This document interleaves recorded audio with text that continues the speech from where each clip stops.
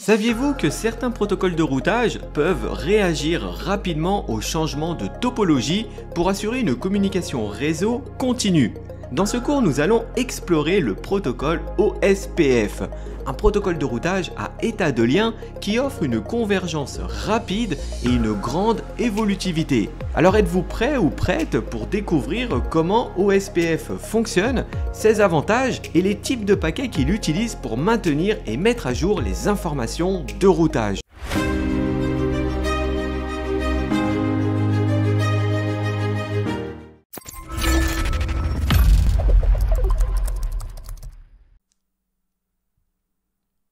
Les deux types de protocoles de routage sont ceux à vecteur de distance et ceux à état de lien. Lorsqu'un problème sur un itinéraire arrive dans un réseau, les protocoles de routage doivent le détecter le plus vite possible et trouver rapidement un autre chemin. Seuls les protocoles à état de lien permettent une convergence rapide. On va détailler les avantages qu'ils ont par rapport à des protocoles à vecteur de distance. Tout d'abord, ils sont plus évolutifs, car ils peuvent être étendus sur de plus gros réseaux. Ensuite, chaque routeur a une image complète de la topologie, ce qui leur permet d'avoir toutes les infos sur l'ensemble des routeurs et des liens dans le réseau. Ils sont capables de choisir le meilleur chemin vers tous les routeurs du réseau. Les protocoles à état de lien envoient des mises à jour quand un changement de topologie se produit, et sinon c'est envoyé régulièrement toutes les 30 secondes. Ils répondent aussi très rapidement aux différents changements de topologie, car ils établissent des relations de voisinage avec les routeurs adjacents. C'est-à-dire que lorsqu'un routeur tombe, ses voisins le détectent très rapidement et donnent l'info immédiatement à tous les autres routeurs du réseau, ce qui permet une convergence très rapide. Et le dernier avantage de ce type de protocole, c'est que les routeurs ont une vue commune sur l'ensemble du réseau. Chaque routeur dispose d'informations complètes sur les autres routeurs et les différents liens du réseau, et cela comprend aussi la métrique sur chaque lien. Un routeur qui exécute un protocole de routage à état de lien doit d'abord reconnaître les autres routeurs et établir une relation avec ses propres voisins en s'échangeant des paquets de type hello pour remplir leur base de données.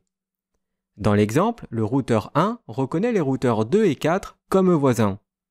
Ensuite, les routeurs s'échangent des messages de type LSA pour leur permettre de construire leur base de données. Un LSA décrit un routeur et les réseaux qui sont connectés à ce routeur. Et toutes ces données sont stockées dans la LSDB, qui est la table de topologie du routeur. De cette façon, ça permet au routeur d'apprendre la topologie complète du réseau. Chaque routeur aura la même base de données de la topologie d'une même zone. On peut voir les LSA comme des livres et la LSDB comme une bibliothèque qui contient toutes les LSA. Une fois que cette base de données est complète, chaque routeur exécute l'algorithme SPF pour calculer le chemin le plus court vers chaque destination. Et ces données sont ensuite placées dans la table de routage de chaque routeur. Ici, on voit bien que pour joindre le réseau A, le routeur 1 passera par le routeur 4. Chaque fois qu'il y a un changement dans une topologie, de nouveaux messages de type LSA sont créés et envoyés dans tout le réseau pour que l'ensemble des routeurs modifient leur base LSDB. Et ensuite, l'algorithme SPF s'exécute de nouveau dans la LSDB pour vérifier s'il y a de nouveaux chemins vers les destinations. OSPF est donc un protocole de routage à état de lien. Quand on dit état de lien, il faut plutôt penser à l'état de l'interface d'un routeur qui comprend par exemple l'adresse IP, le masque, le réseau et ainsi de suite. La collecte de tous ces états forme la base LSDB.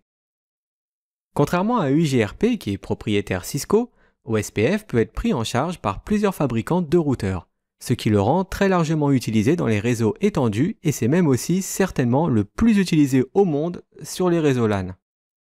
Il a été développé pour remplacer le protocole à vecteur de distance RIP. Ses principaux avantages par rapport à ce dernier, c'est sa convergence rapide et sa capacité à s'étendre sur de plus grands réseaux. OSPF utilise une hiérarchie de réseaux à deux couches qui composent deux éléments principaux. Il y a l'AS et l'AREA. Un AS, c'est une collection de réseaux sous la même administration, qui partagent donc la même stratégie de routage. On peut voir ça comme un domaine. Et une zone, c'est un regroupement de réseaux, On peut les voir comme des sous-divisions de l'AS. Dans chaque AS, une zone doit être définie. Toutes les zones doivent être connectées physiquement à la zone 0. C'est ce qu'on appelle la backbone area. Cette zone est constituée de plusieurs routeurs interconnectés. Elle est chargée de diffuser les informations de routage qu'elle reçoit d'une zone aux autres zones. Tout routage basé sur OSPF doit posséder une zone 0. Cette conception en multizone est plus efficace car le réseau est segmenté afin de limiter la propagation des messages LSA dans une seule zone, ce qui est très utile sur les grands réseaux. Le protocole OSPF utilise des paquets LSP pour établir et maintenir une relation de voisinage et aussi pour s'échanger des mises à jour de routage. Dans ce tableau, on y voit les 5 types de paquets LSP qui sont utilisés par le protocole OSPF. Le type 1 sont les paquets LO.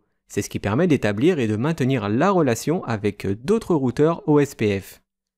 Le type 2 contient une liste abrégée de la LSDB du routeur expéditeur et est utilisé par les routeurs destinataires pour comparer leur LSDB local.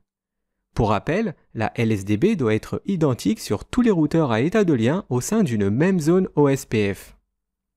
Le type 3 sont les paquets LSR, qui permettent aux routeurs destinataires de demander plus d'informations sur la base de données. Le type 4 est utilisé pour répondre aux paquets LSR et pour annoncer de nouvelles informations.